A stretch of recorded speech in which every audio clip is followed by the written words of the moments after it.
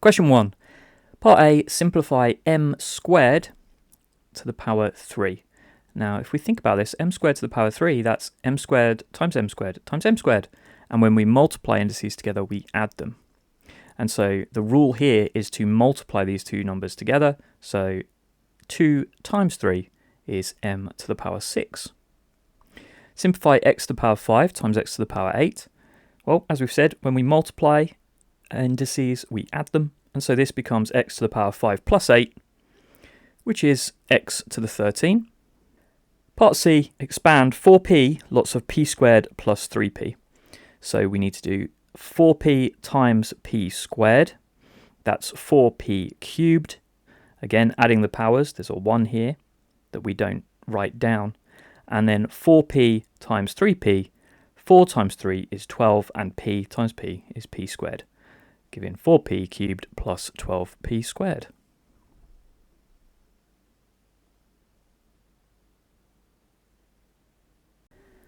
Question 2. Johnny wants to know how much coffee he will need for 800 people at a meeting. Each person who drinks coffee will drink 2 cups of coffee. 10.6 grams of coffee is needed for each cup of coffee, and Johnny assumes 68% of the people will drink coffee. Part A. Using this assumption, work out the amount of coffee Johnny needs. Give your answer correct to the nearest gram. So firstly, let's remember this is a calculator question. So we can work each of these values out on a calculator. But we're going to start with the 68% of people. So I need 68% of 800 people. Now 68% as a decimal divided by 100 is 0.68. And so on a calculator, 0.68 multiplied by 800 gives me an answer of 544. And this is the number of people who are drinking coffee. Now each person, it says, will drink 2 cups of coffee. So 544 multiplied by 2 is 1088, and this is cups. It's a good idea to keep track of what these numbers represent. 10.6 grams of coffee is needed for each cup. So I need to do my 1088 cups times 10.6. And again, on a calculator, that gives me 11,532.8 grams. And so that's the grammage of coffee. Not sure that's a correct term. But give your answer correct to the nearest gram. Well, since this is 0.8 to the nearest gram, this would round up to 3. So the answer is 11,533 grams. Johnny's assumption is wrong. 72% of people will drink coffee. Part B, how does this affect your answer to Part A? Well, if we look back to the first calculation, if 72% of people drink coffee, that's more than 68. And so there'll be more people, more cups, more grams, more coffee will be needed. There won't be enough currently. He will need more coffee.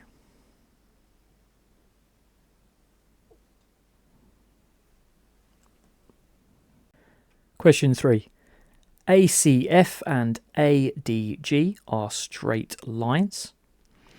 BCD and EFG are parallel lines. Show that triangle ACD is isosceles. Give a reason for each stage of your working. Now, if triangle ACD is isosceles, then I need to show either that 2 sides are the same length or that 2 angles are equal. And so we've got some angles we can label with parallel lines. So let's look at this. Firstly then, I can see that this angle here, that's the angle CFG, is going to equal 55 degrees. And I know this because angles on a line sum up to 180 degrees. Now I know this angle CFG, I can find this angle here ACD. That's also 55 degrees, and that's because these are corresponding angles, because this is a line that intersects 2 parallel lines. So corresponding angles I know to be equal. Now again, using angles on a line sum to 180, I can find the angle ADC.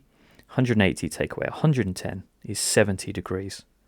Well, now I know 2 angles inside this triangle, and I know that angles inside a triangle add up to 180 degrees.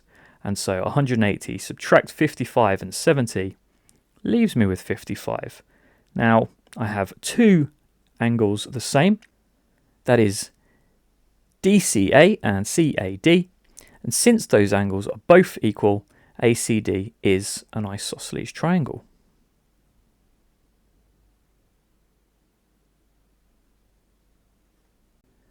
Question 4. It takes 14 hours for 5 identical pumps to fill a water tank. How many hours would it take 4 of these pumps to fill another water tank of the same size?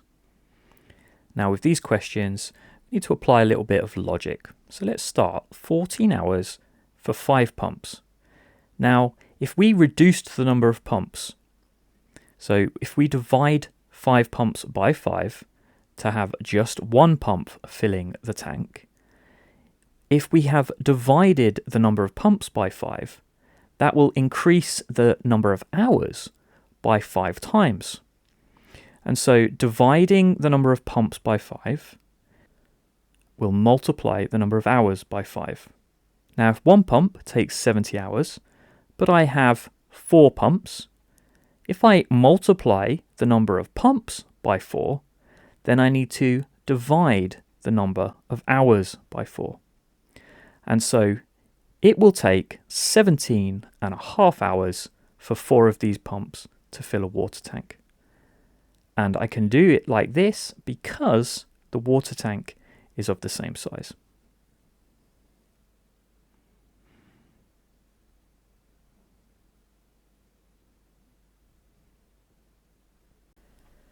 Question 5. A and B are numbers such that A is equal to 2 squared times 3 to the power 4 times 7, and B is equal to 3 squared times 7 squared. Part A, find the highest common factor, HCF, of A and B. Well, the highest common factor, I need to look at which of these prime factors here are in common of both numbers. And so there is a 2 squared in A, but there are no 2's in B, so I can ignore that. There are 3 to the power 4 in A and 3 squared in B, which means there's 3 squared in both, and I can see there's 7 in A and 7 squared in B, so in both there is a single 7. And so I look at the common prime factors that are in both of these numbers. That is 3 squared times 7. 3 squared is 9, multiplied by 7, which means my highest common factor is 63. Find the lowest common multiple of A and B.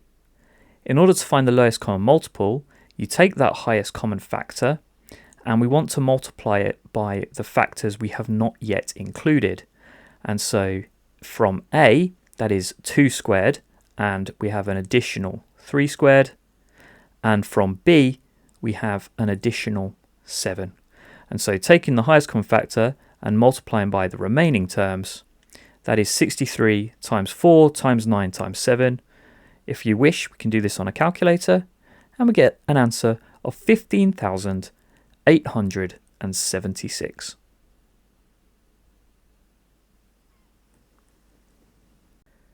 Question 6. Lava flows from a volcano at a constant rate of 11.9 meter cubes per second.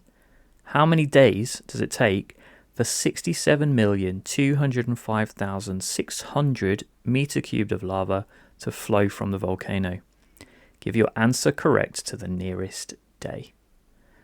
Okay, so we've got 11.9 per second. So let's divide this 67,205,600 by 11.9. That gives us, on a calculator, a number of 5,647,529.41, and so on. Now this, it's important to remember, is seconds. So this is the number of seconds it will take. Now in order to convert the seconds into minutes, we need to divide that value by 60. And so this number will be kept on your calculator. You divide it by 60 to get minutes, by 60 again to get hours, and then 24 to get the number of days. And so showing this process on the calculator, we've got 67,205,600, and initially we've divided that by 11.9, which was the meter cubed. And this value was seconds. We divide that by 60. There are 60 seconds in a minute. We divide that by 60 again. There are 60 minutes in an hour. And then we divide that by 24, as there are 24 hours in a day. 65.36 and so on. And so to the nearest day, our answer is 65.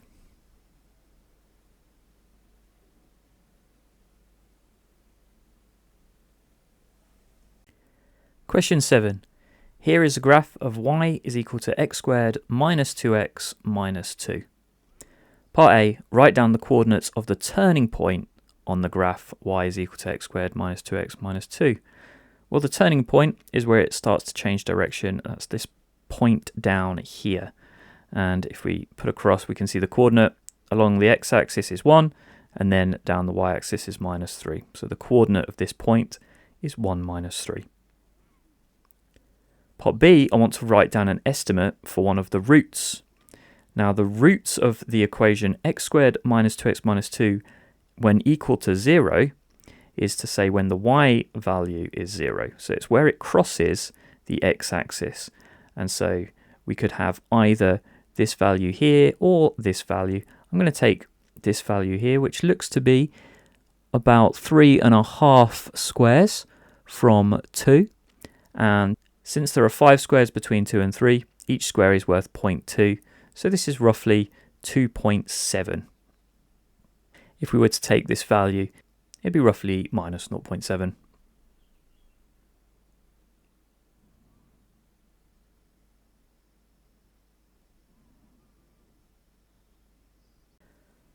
Question 8. A solid cuboid is made of metal. The metal has a density of 9 grams per centimeter cubed. The volume of the cuboid is 72 centimeter cubed. Work out the mass of the cuboid. And so for this question, you need to know your density, mass, volume triangle. It's very much the same as the speed, distance, time triangle. So density is mass divided by volume. Mass is density times volume. And volume is mass divided by density. In this case, we want mass. And so that would be the density, 9, multiplied by the volume, 72. And we can work this out on a calculator to get a value of 648 grams.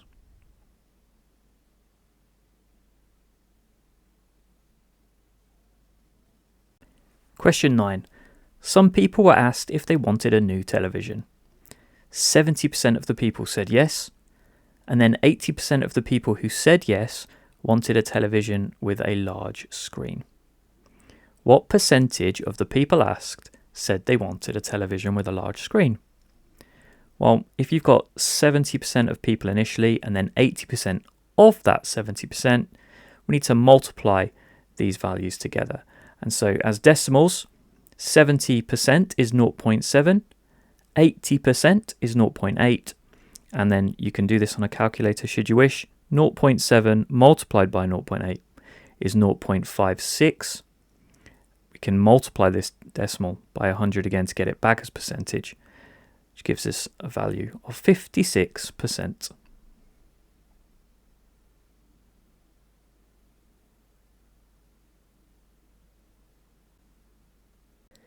Question 10. ABD is a triangle. C is a point on BD. Work out the length DC and give your answer correct to 1 decimal place. Okay, so I want to find this length here on this triangle ADC. However, I only have one other piece of information, which is the angle. And so I need some more. Well, let's look to this triangle ACB. Here I have a side length and an angle. And so I can use those to find this length here, AC. Let's label that X. And so with a right angle triangle question, I'm going to be using SOHCAHTOA. So let's label the sides X and 6.8, as X is the side I want to find, 6.8 is the side I've been given, and the angle I have is 41 degrees. And so X is opposite the angle, and h is my longest side opposite the right angle, and so 6.8 is my hypotenuse. Since I have O and H, I'm going to be using my SO from my SOHCAHTOA, and so the opposite, which I want to find, is going to be equal to sine of my angle 41 multiplied by 6.8. And so x is going to be equal to 6.8 lots of sine 41, which on a calculator gives a value of 4.46 and so on. Keeping that value in my calculator, I can now look to this triangle ACD. This time I have x, well, x is still my opposite, but now I want to find this side here, y, which is adjacent to the angle that I have. And so with O and A, I want to be using TOA. And since I want the value of A, then I need to do the opposite divided by the tangent. And so YA, which is y, is equal to the opposite, my 4.46 and so on, still on my calculator, divided by tan 55. And doing that on the calculator, rounding to one decimal place, is 3.1 centimeters. Let's just see those values on our calculator. So x was found by doing 6.8 sine 41, which gave us our initial value of 4.46, and then keeping this value on our calculator, we did this value, which is our answer, divided by tan 55 in order to find our value for y. And that was 3.123 and so on, which to one decimal place was 3.1.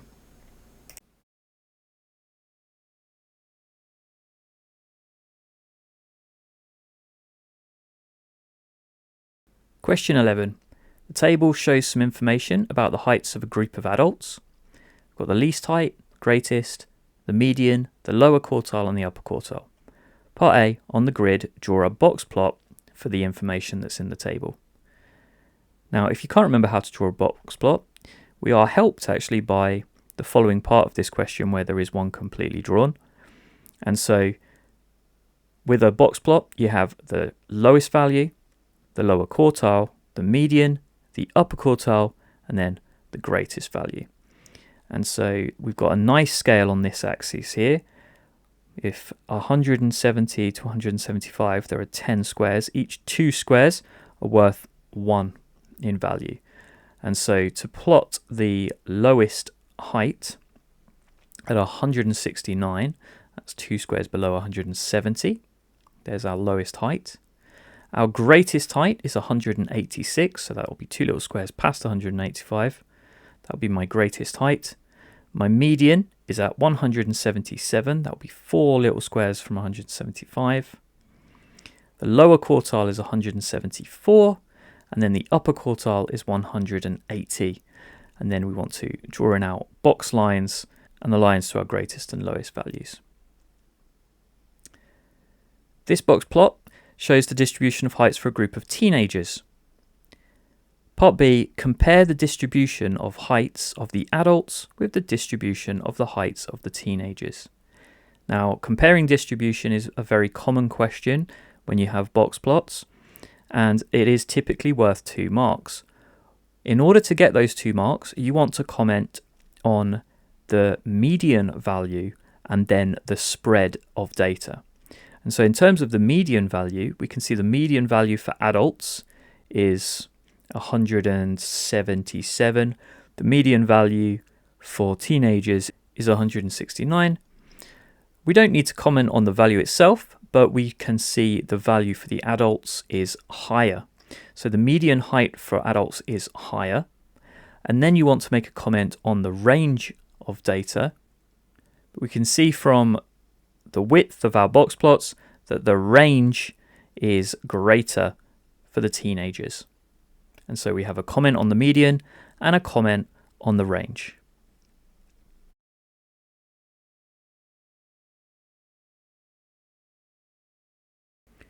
Question 12. Show that x minus 1, x plus 3, x minus 5 can be written in the form ax cubed plus bx squared plus cx plus d, where a, b, c and d are integers. So we need to expand these brackets then, and the best approach is probably to expand just the first two to begin with. And so x times x is x squared, x times 3 is 3x, and then minus 1 times x is minus x, and minus 1 times 3 is minus 3. So I've expanded the first two brackets, and then this result will need to be multiplied by the x minus 5. Now before you do that multiplication, you may wish to simplify this bracket. So we've got two terms of x here, so we've got x squared plus 3 minus 1 is plus 2x minus 3 times x minus 5. And so now x squared times x is x cubed, x squared times minus 5 is minus 5x squared, 2x times x plus 2x squared, 2x times minus 5 minus 10x, then finally minus 3 times x minus 3x, and minus 3 times minus 5 plus 15. We simplify here by collecting the like terms. We have x cubed minus 3x squared minus 13x plus 15.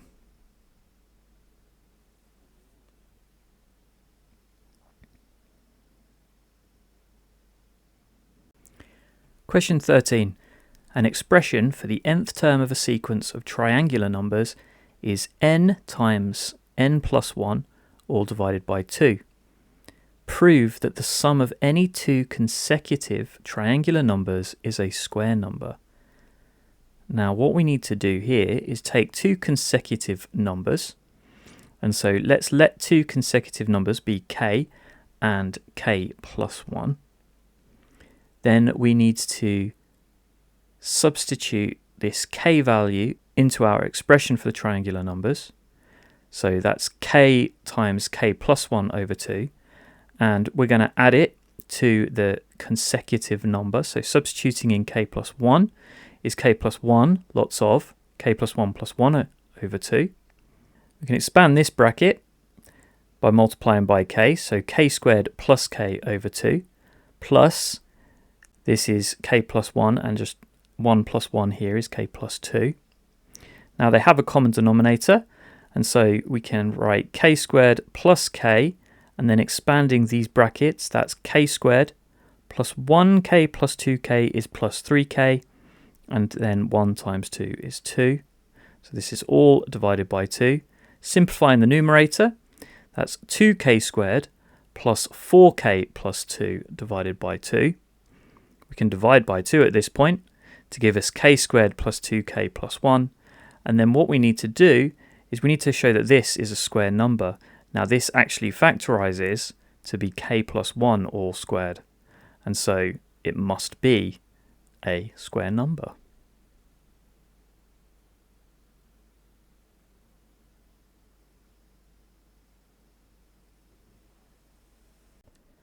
Question 14. OAB is a triangle. OBC is a sector of a circle, centre O.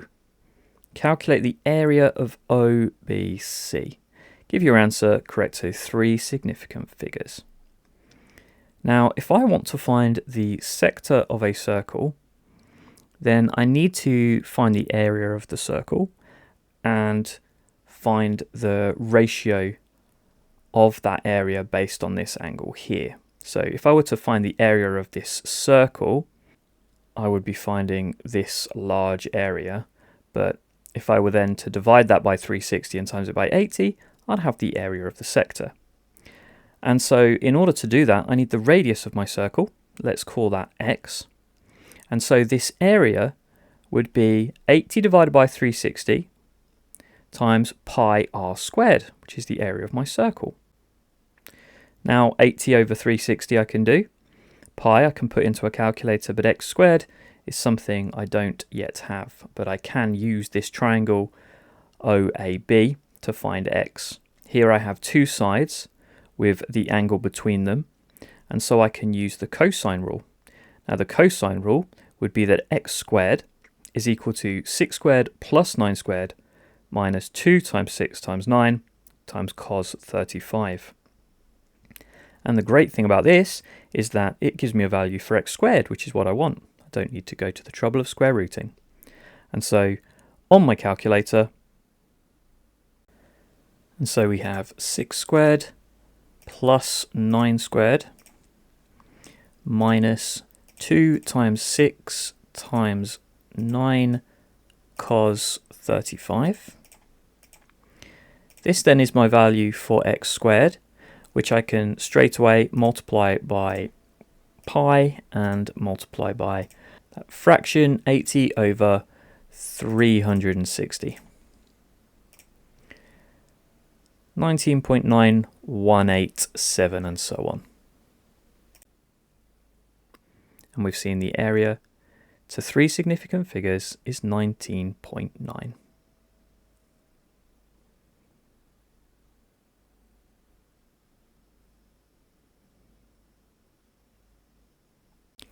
Question 15. Part A, factorise a squared minus b squared. Now this is in a form that you're going to have to remember for your exam papers. If you have something squared minus something squared, then factorising this is called the difference of square, and it will factorise to a plus b and a minus b. Part B, show that 2 to the power 40 minus 1 is the product of 2 consecutive odd numbers. Now, the starting point for this is actually utilising part A. This can be factorised using the difference of square. It is the same as 2 to the power 20 plus 1 multiplied by 2 to the power 20 minus 1. And these two numbers are multiplied together. They are the product. What we need to do is show that they're 2 consecutive odd numbers. Well, 220 is in the middle of these numbers, so 2 to the power 20, 2 to the power 20 minus 1 is below it, 2 to the power 20 plus 1 is above it, 2 to the power 20 we know to be an even number, and so this is certainly the product of 2 consecutive odd numbers.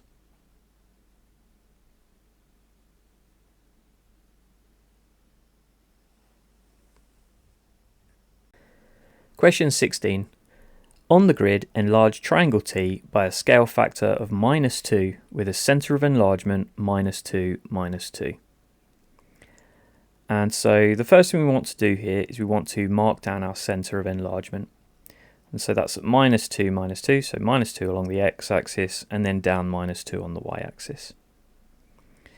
And now what we do is we take each vertex of this shape T, and we see how we got there from our centre of enlargement. And so starting with this point here, well, in order to get from the centre of enlargement to this point, we've gone to the left 4 squares, we've not moved up or down.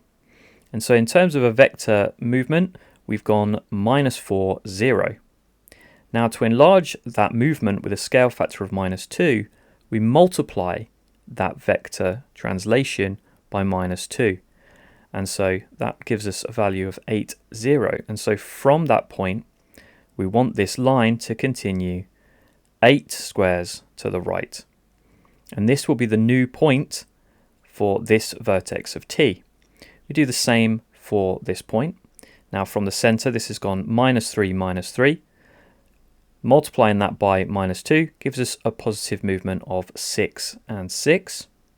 And then the last point on T, we've gone -5, -3. Again, multiplying that by -2 gives us a movement of, from the center of enlargement, 10, 6.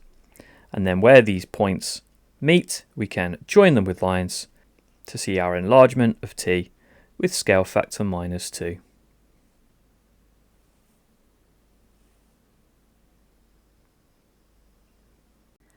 Question 17. Here is a distance time graph. Got distance in meters on the y-axis and time in seconds on the x-axis. Part A, find an estimate of the gradient of the graph at the time 2.5 seconds. You must show how you get your answer. Well, first let's go across to 2.5 seconds. That's exactly halfway between 2 and 3.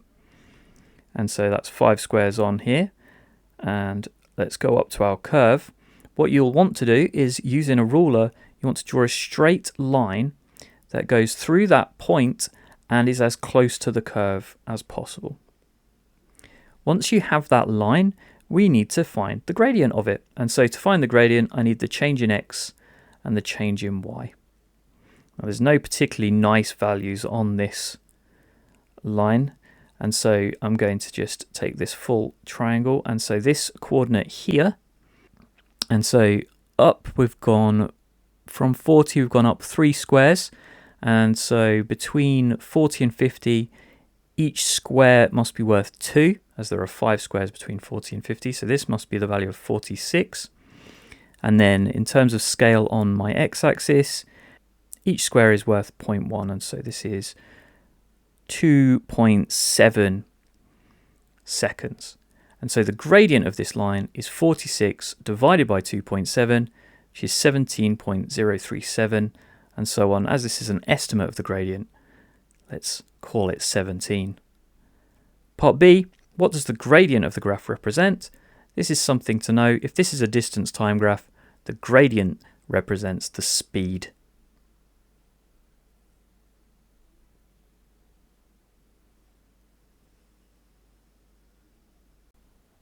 Question 18. A solid frustum is made by removing a small cone from a large cone, as shown in the diagram. The slant height of the small cone is 6 centimeters. The slant height of the large cone is 10 centimeters. The radius of the base of the large cone is 3 centimeters.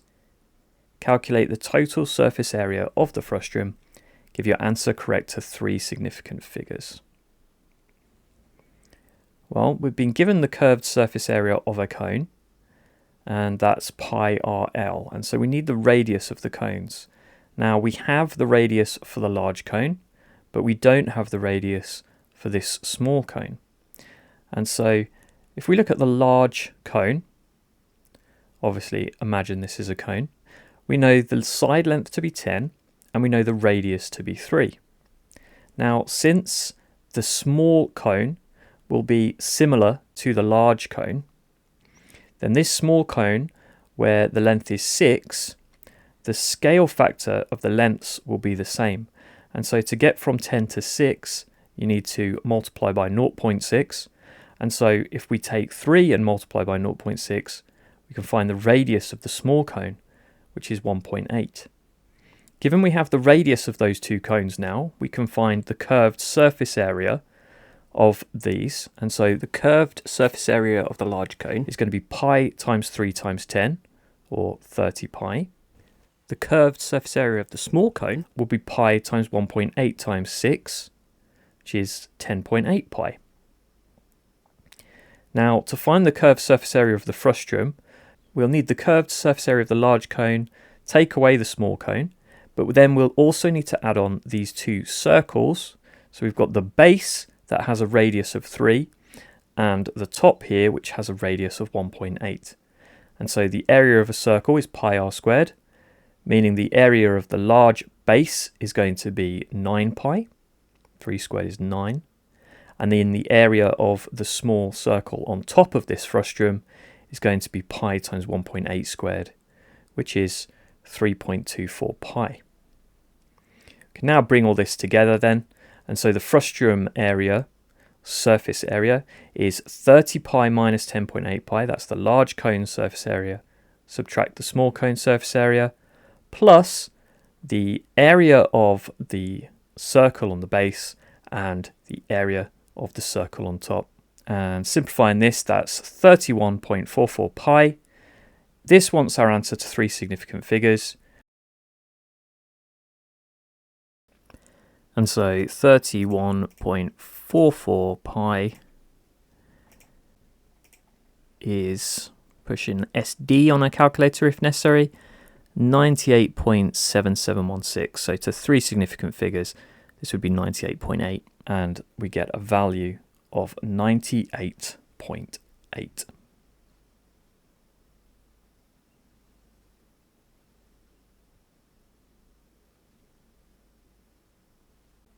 Question 19. Sana needs to draw the graph of y is equal to 3 to the power x for x between 0 and 4, and she draws the graph shown on the grid.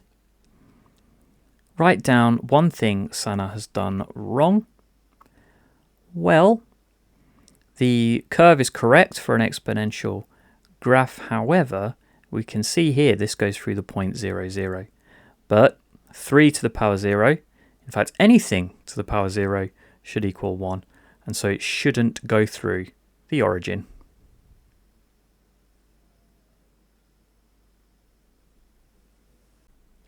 Question 20. Prove algebraically that 0.123, where 2 and 3 are repeated, can be written as 61 over 495. Now, when we have a recurring decimal like this, we start algebraically by letting it equal some term x. So I've got x is equal to my 0.123, where 2 and 3 are recurring. If I multiply this by 1000, then I have 123.23 recurring. Now what I want to be able to do here is I want to be able to get rid of this 23 recurring. So what I need is another number that is 0.23 recurring. I could get that by multiplying this by 10. Multiplying it by 10, I've got 1.23, where the 2 and 3 are recurring. Now I can subtract one from the other. And so taking the 10x away from 1000x leaves me with 990x, which is equal to 122. Dividing both sides here by 990, x is 122 over 990, which simplifies to 61 over 495.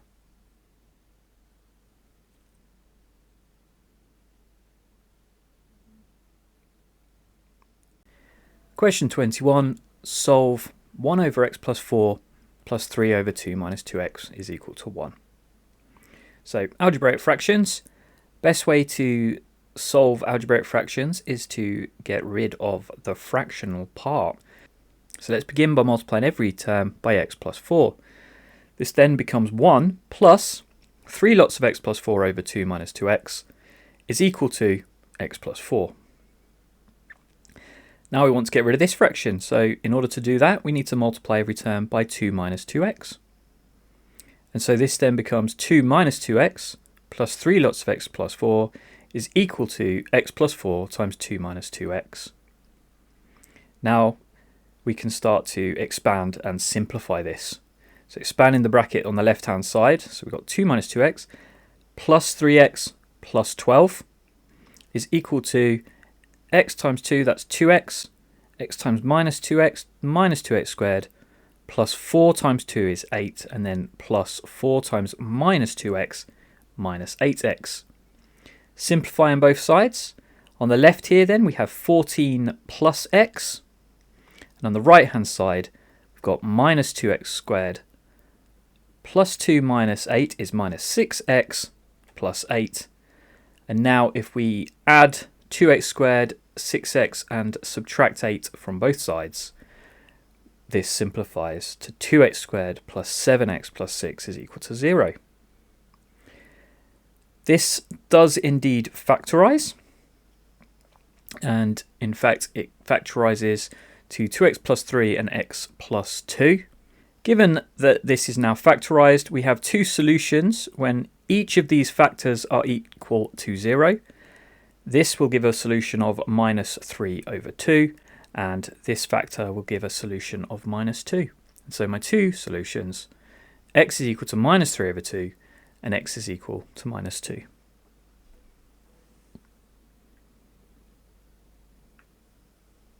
Question 22.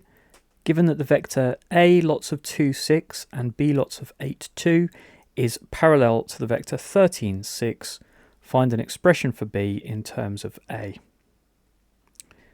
Now, firstly, if we write out this vector here then, so multiplying this 2, 6 by a is 2a over 6a, and then again multiplying this vector 8, 2 by b, that's 8b over 2b. Since it is parallel to the vector 13, 6, then it is equal to some scalar value times the vector. And so I'm putting it equal to 13k over 6k. Now from this I can get two equations. The first being that 2a plus 8b must equal 13k. And the second, 6a plus 2b, is equal to 6k. Now, since I want an expression for b in terms of a, I want to write these in equal k terms so that I can get an equation in just a and b. And so if I multiply 1 by 6, then I've got 12a plus 48b is equal to 78k. And multiplying 2 by 13, I've got 78a plus 26b, which is equal to 78k. Now they're both equal to 78k. I can put them equal to each other. So 12a plus 48b is equal to 78a plus 26b. If I then subtract 26b from both sides and subtract the 12a, then 22b is equal to 66a. Dividing by 22, then b is equal to 3a. And so b in terms of a, b is equal to 3a.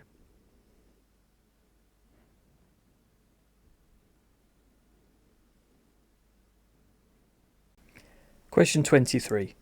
A circle has equation x squared plus y squared is equal to 25. The point P with coordinates -3, 4 lies on the circle.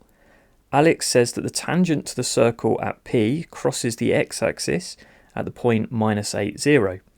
Is Alex correct? And you must show how you get your answer. So we start with a sketch of our circle. So I know I have centre 0, 0. I know the point P lies on the circle at -3, 4. Now, if I'm going to find the tangent equation that goes through that point, the first thing I'm going to want is the gradient of the radius at that point, because the gradient of the tangent is going to be perpendicular to it. And so if I draw the radius from the centre to this point 4 minus 3, the gradient is going to be 4 divided by -3, or -4/3. This means the gradient of my tangent, since it's perpendicular, will be the negative reciprocal. And so the gradient of that tangent line will be 3/4. And so using y equals mx plus c, I know the equation of this line to be y is equal to 3/4 x plus c. And what I want to do is find this coordinate here where it crosses the x-axis. Now, in order to do that, the first thing I need is the value c. And I can find the value c because I know it goes through the point P at -3, 4. So substituting -3, 4 into this y equals mx plus c equation gives me 4 is equal to -9/4 plus c. And so adding 9/4 to both sides, c must be equal to 6 1/4. This means the equation of this tangent line is y is equal to 3/4 x plus 6 1/4. Now I want this point where it crosses the x-axis, that's where y is equal to 0. And so if y is equal to 0 in this equation, then 3/4 of x is equal to -6 1/4. Multiplying both sides by 4, that means 3x is equal to -25. And so x is going to be -25 over 3. Now that is certainly not -8, and so Alex is incorrect.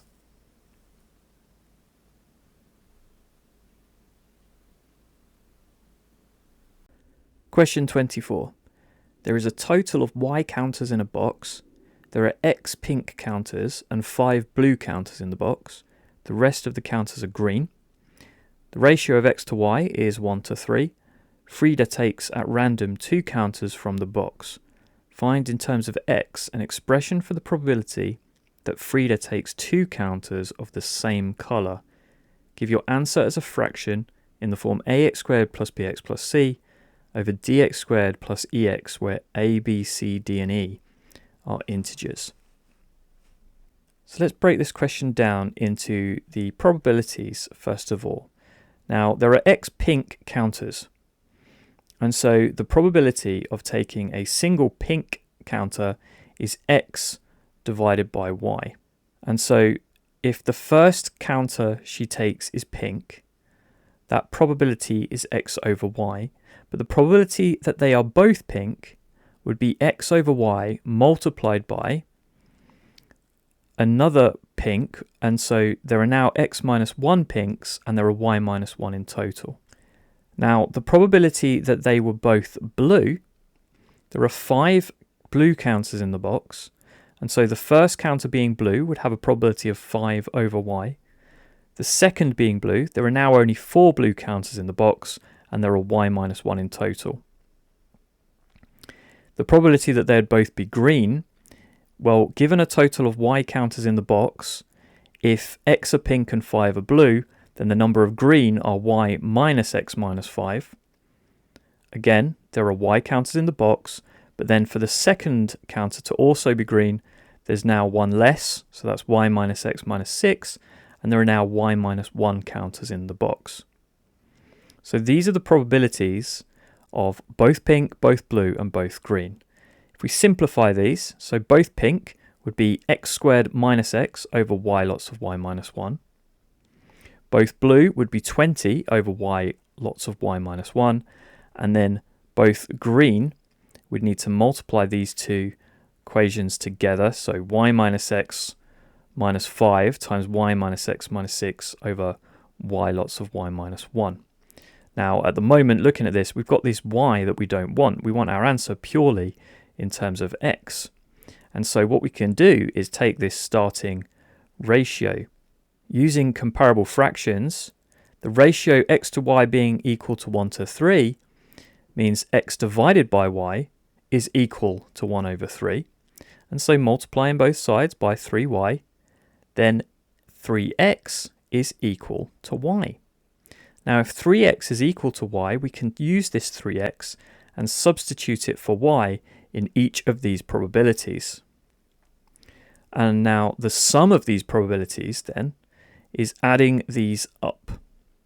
And so that is x squared minus x plus 20 plus, substituting in our 3x minus x minus 5, which is 2x minus 5, and 3x minus x minus 6, which is 2x minus 6, all divided by y, 3x lots of y minus 1, 3x minus 1. Expanding the numerator, that's x squared minus x plus 20 plus 2 times 2, 4x squared, minus 12 and then minus 10, that's minus 22x, minus 5 times minus 6 is 30, and then my denominator, 3x times 3x is 9x squared, 3x times minus 1, minus 3x. Simplifying this now then, x squareds together, that's 5x squared, minus 23x, plus 50, all divided by 9x squared minus 3x. And this now is in the form ax squared plus bx plus c over dx squared plus ex.